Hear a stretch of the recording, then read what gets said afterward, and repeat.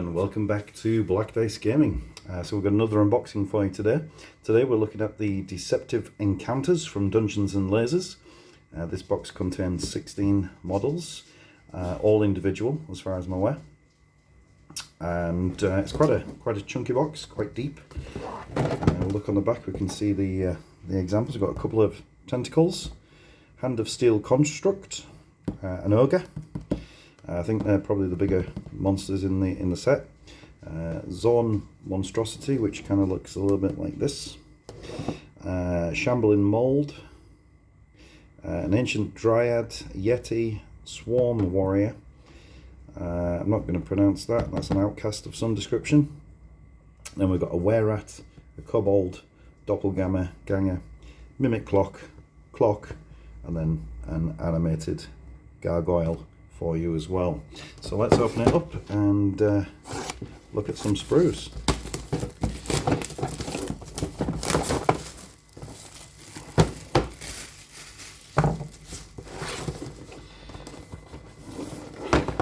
How are we opening up? Slightly different type of box. This one's got a lid. So there we go, just get that out of the way. What have we got in here? So we have 4 sprues. This one is mainly bases, but they're all sculpted bases.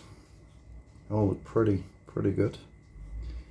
And then we've got, this is probably the Ogre's base, being the bigger model on the sprue. That's part of the Doppelganger. Looks like the Wererat just there.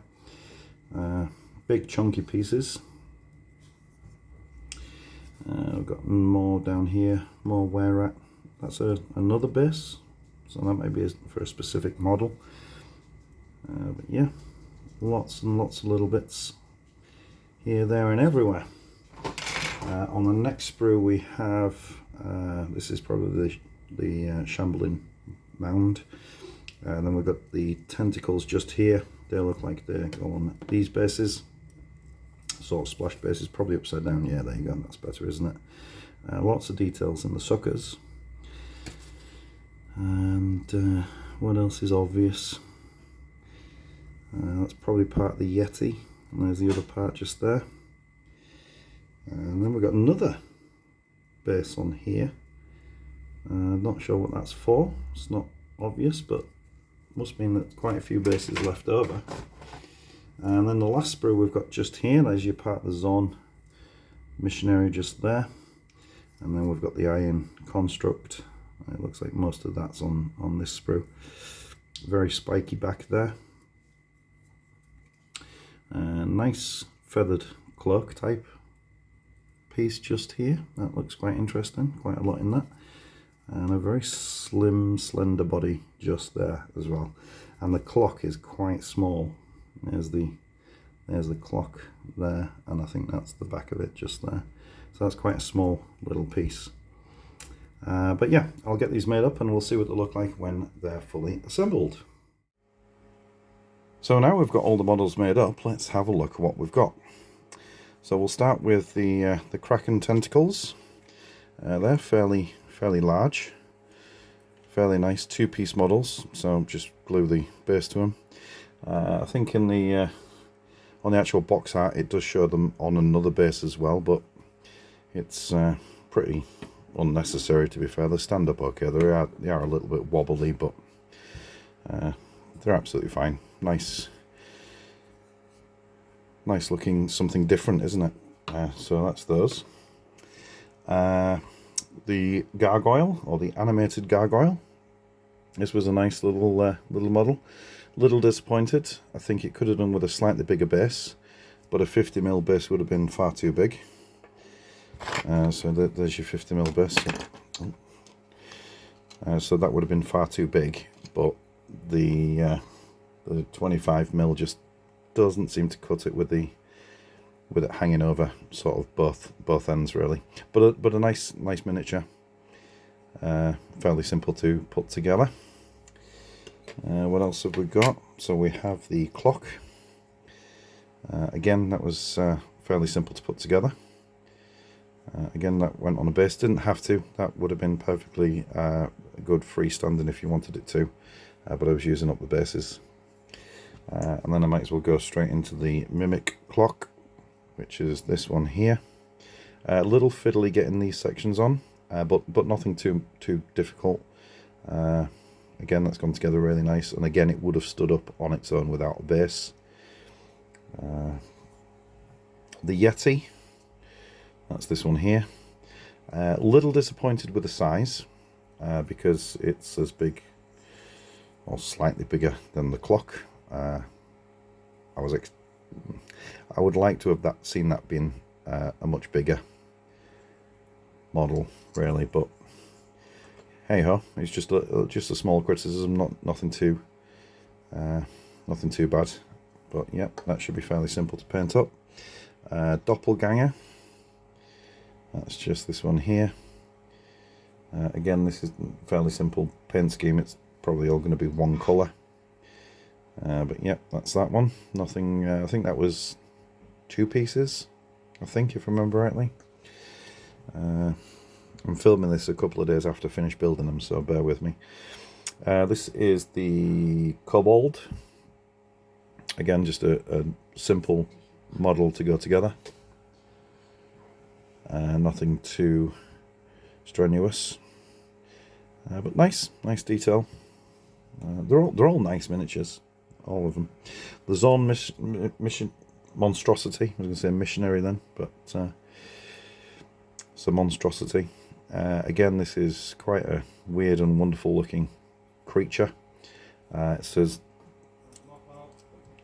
it's actually taller than the Yeti, so I don't know how that sort of fits in with the lore. I'm not a D&D player, so I'm not familiar with some of these monsters. I just like the minis, really. They all get painted up and stuck on a shelf. But yeah, it was quite unusual. Went together fairly well. Nothing too out of the ordinary. And then we have this, which is the Swarm Warrior, which again is quite a nice, unusual sort of insectoid beast. So yeah, I'm looking forward to painting that up. That's going to have some weird and wonderful paint schemes. I normally follow the box art, but with these, because there's no real box art for all of them, I'm just going to go with my own colour schemes. Whatever I see is good. Whatever I like, basically. And we go for the Were-Rat, which, to be fair, I like the size, but I think it's big, especially again compared to the Yeti. This is supposed to be sort of Skaven-esque type creature, and the Yeti is not much taller. But yeah, this is Duvak. I'm not sure if it's a named character or something, but yeah, this is Duvak. And yeah, I'm looking forward to painting him up. He's nicely armoured, nice weapons. Again, went together pretty easy. One that I did have, or I have got a small problem with, is this one, which is the Warunas Outcast. Now, the contact point for this hand is just there. So as you can, I mean, it's barely attached now. This is with a paintbrush, so you can. This is going to fall off. Actually, yeah, it's going to fall off. That's just. It's sort of disappointing.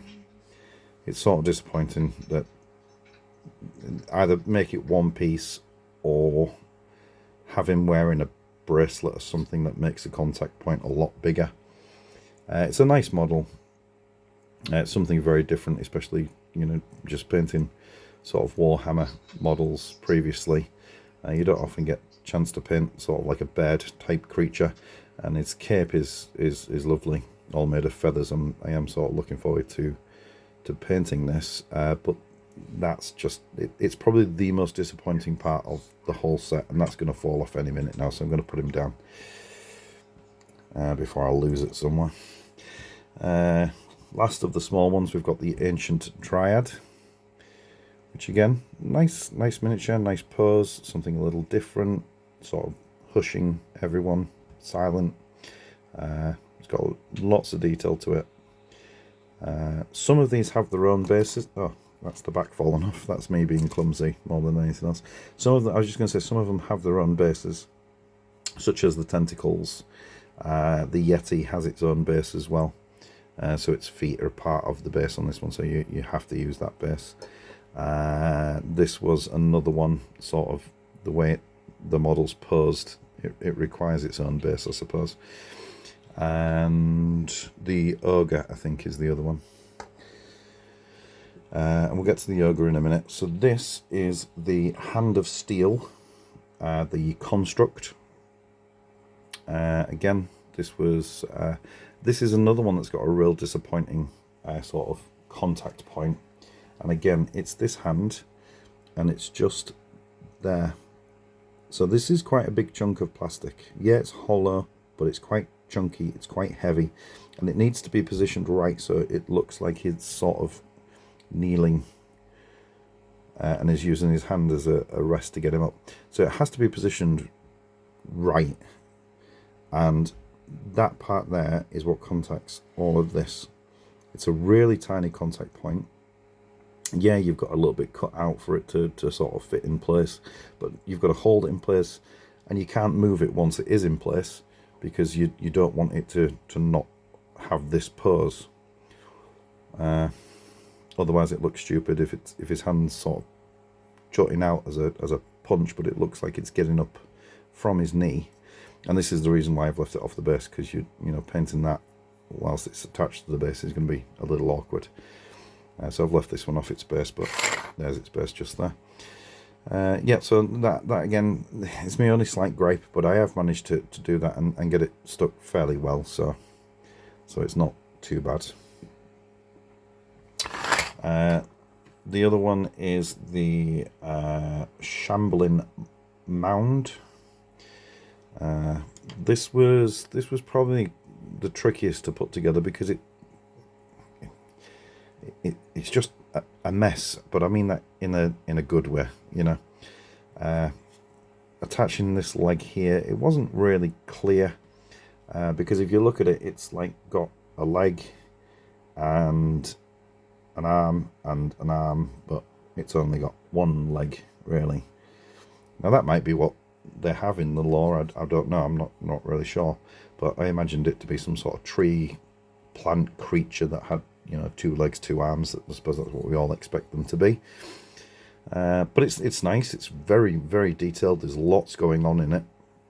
I do find that every time I look at it, I see something different. So this is going to be really interesting to paint up. Lots of shields, mushrooms on the top. There's some skulls down here, and I think there's a person here trying to escape with a shield, sort of being swallowed into it. And this section here has got skull and a boot or a leg popping out just there. So there's a lot going on in there. It's very busy. And I've saved my favourite to last, which is the Ogre. And this is by far the biggest miniature in the set. I can't remember how many there is in this now. 1 second. 16 miniatures. So this is my favourite out of all of them.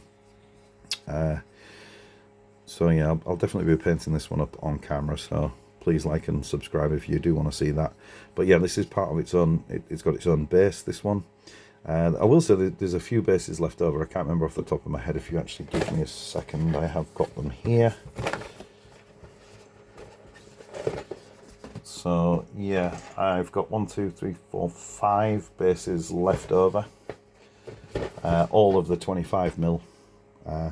The Shambling Mound looks like it is actually on a 25mm base on the back, but on the front it's on a 50mm base. So I suppose, to be fair, you've only got to get these two on, so you could put that on a 25mm if you wanted, but I just thought it was slightly bigger, not as big as the Ogre, but slightly bigger. It should go on a 50mm base.